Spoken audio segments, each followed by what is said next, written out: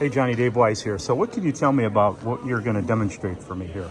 Okay, it's called magnetic optical imaging, and what it does is it takes the magnetic image of the piece of metal whichever has been disturbed.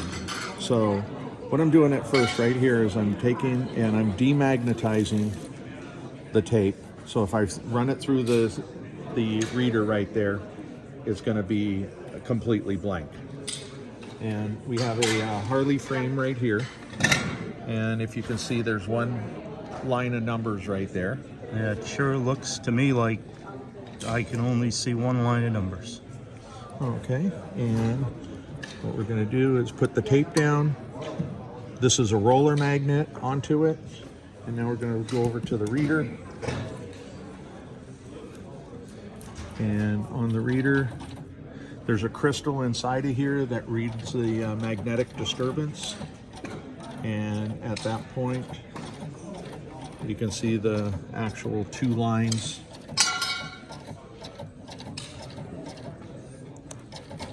So it actually looked, I'm going to lower this just a bit, so it actually looked like there were another set of numbers that were buried there. Yes.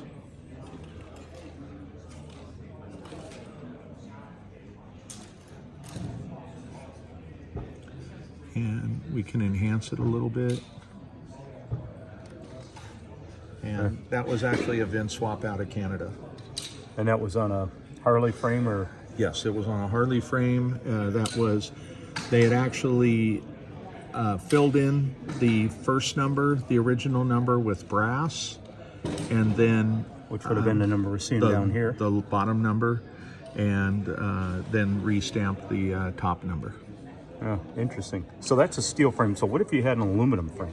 How do you handle that? Okay, if you have an aluminum frame, you have to have the aluminum eddy current, which injects a magnet into it, the magnetism into it, and this is the new product that is not released yet, and it completely differentiates. It does all the computations inside, whereas if we were doing it with the unit that is available right now, this is aluminum and that is ferrous metal. Interesting. And so if we have something that really needs to go deep, this is a Mazda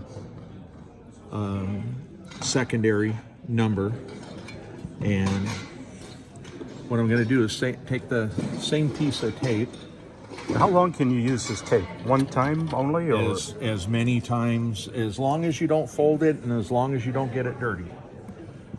And so I'm taking the same piece of tape, I'm demagnetizing it again, I'm putting it onto this piece.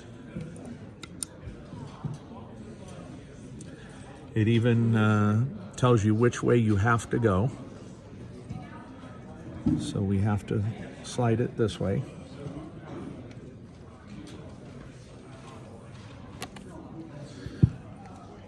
Now we'll feed this one into there.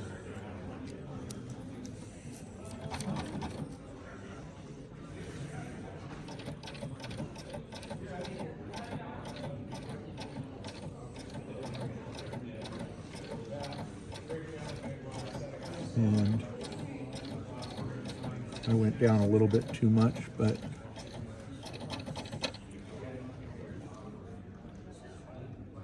let's slide it over just a little bit, and if we enhance it just a little bit, you can see the other numbers underneath it, the 0, the 8. Yeah, and they're buried on it in this. So with the naked eye, you're not picking it up at all. No.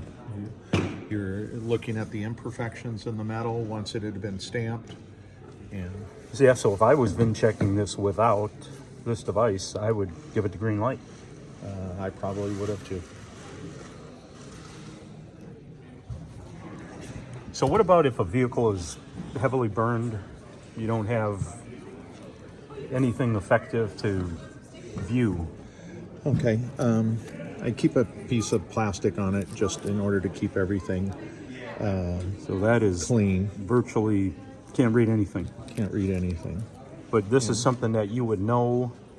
You would know where the location is, even though the vehicle's been burnt. And the confidential. And let's pull the tape out again.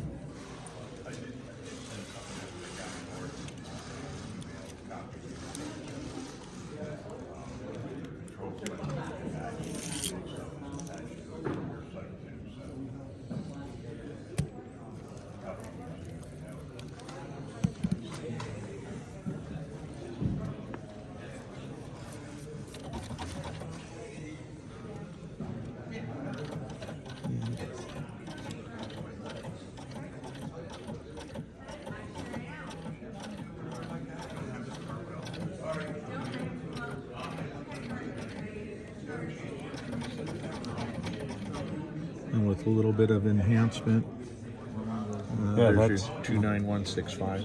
virtually incredible. Have no chance of finding anything on that. I mean, it would be really hard. Yeah, you would have to sand the surface, and then obviously you would get into potential acid etching. Yes. And we know the challenges with acid etching. Not fun. Not fun.